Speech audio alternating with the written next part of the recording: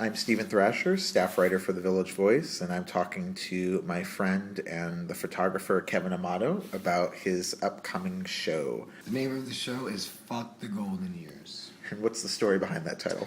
The story behind Fuck the Golden Years is, it's a quote my grandmother always used to say, and she was definitely had the mouth of a truck driver. She was brutally honest, but not critical.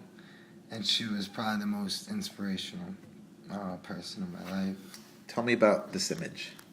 This image is Cy, and I met him photographing a foster home up in the Bronx. And this was, I shot a short series of him going through his sickle cell treatment.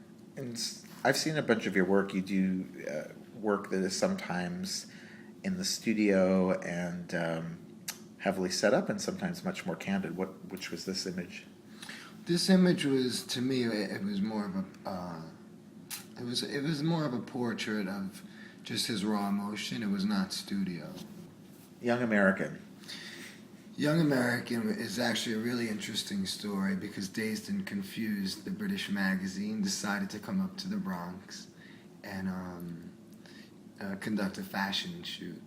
And what happened was we got into a street fight, and the model basically... Who got into a street fight? We did. It was me, Robbie Spencer, and it was Fumi Nagasaki,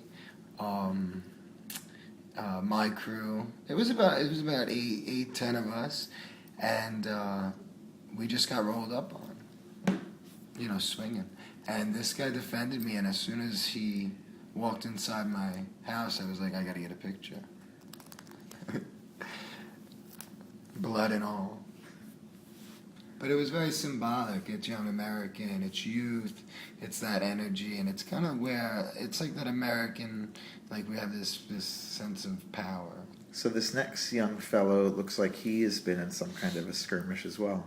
Yeah, this is a friend of mine, Prince. He had, which happens often, I get calls, and he just called me up and he got a nose job or broken nose. Which was it? Nose job or broken? I think it was a broken nose. Oh, okay. He was a boxer, and he gave me a call, and he said, "Come down and shoot me. I got a broken nose." And I just loved his tattoos, and just he has this raw sense of I don't want to say androgynous, but he gets fashion, he gets the street. This is Mezen, another model friend, who called me in the middle of the night one night. He couldn't sleep and he got a new haircut, and he he invited me over to take some photos. Is this just against a wall? This is just against a wall in his apartment. It's funny because it looks like almost he could be at the beach and you're looking at a sky behind him. Yeah, it's the texture is against that wall is nice. But what I love is his. It's kind of like that line from the hairline through the neck and the collarbone. That neck is beautiful. This is a portrait on bedside. Converse are very trendy. I was always I was always like a basketball short dude. But you were never a basketball player. No, I played ball. No, I did play ball. It was just to be. It was a cultural thing, lifestyle thing. This picture's a group of. It's Corey Gunn's hip-hop artist. He's with Young Money. But it was just just getting everybody together in an organized fashion in just such a chaotic world that they were living. And it's not far from me. So, I related to him. I related to his people. This is in the South Bronx? Yeah, this is in the South Bronx by 178. And his father was Peter Guns, who did the song Uptown Baby. So it was definitely, to me it was historical, and that's why I chose to kind of shoot it with this, this older kind of Bronx feeling, that I remember. This was my friend Lola's shoe. She was a dominatrix, and she had a really wealthy client who got, I think, 2 attached rooms at the Plaza Hotel renovation. See, this is the original carpet. I was just fascinated with it. But it was the shoe, it was the lace, it was the heel, and it's really about her. It has nothing to do with the image. She was just, that heel was kicked off. It wasn't placed on that floor. And you met her there while she had this? She called me after the client left, and then another client came in, and I waited in the bathroom to make sure she didn't, nothing happened. This was one of my favorite images of yours that I've seen. This image is really personal to me because it involves, people that are very important in my life. My sister, Jimmy, a dear friend, and my brother-in-law happened to be present, Mike, as well. And we were in Florida and just driving down the street, and my sister saw it. My sister caught this, and she pulled over before I could even. I must have been in my own world, headphones on, and she just veered off. I literally thought we were just, going off the road, and she said, "Kevin, look at this," and I just stopped, and it was just brilliant. And Jimmy just went out there, and we had him, just hang out in the field. Was this an art installation No, proper, or no? just... It was very Florida. This was to promote, trailer homes. It was a promotion.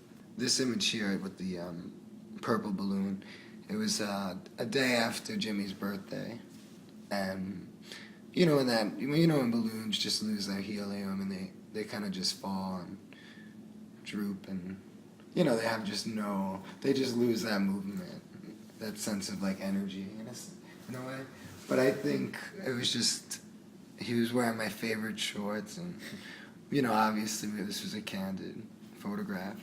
This again is Jimmy, and this just to me was a beautiful photograph. One, because with the purple balloon, he's hiding his face, and it's not like him, but I guess it's just the way I seem to capture him.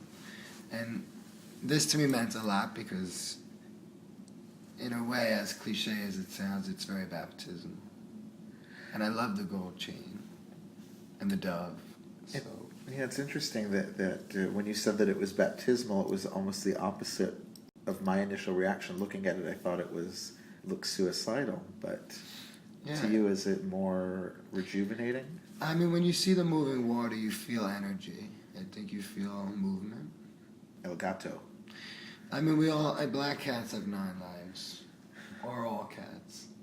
But this was my moment of superstition, and this was a drive-by shooting.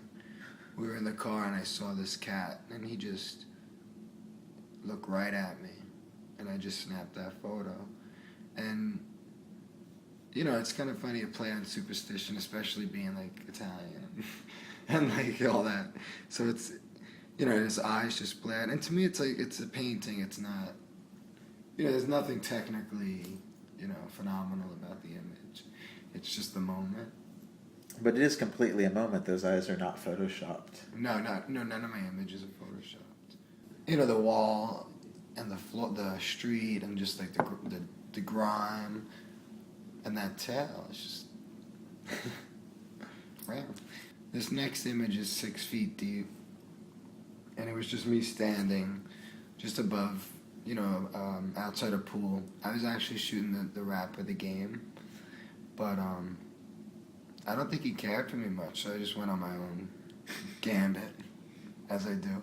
And I think 6 feet deep, it's not something when you look at pools, when you see pools, you don't typically see 6 feet deep. Only in the Bronx, I guess. This was at St. Mary's at the pool. And it hasn't been renovated probably since the mid-'60s. I guess not until after I took the photograph did I realize, wow, that's 6 feet deep. It's just kind of cool. It was like one of those blessings. I mean, a lot of these photographs are blessings because it's not something you intentionally create or posture. It's just having the access and being in the moment.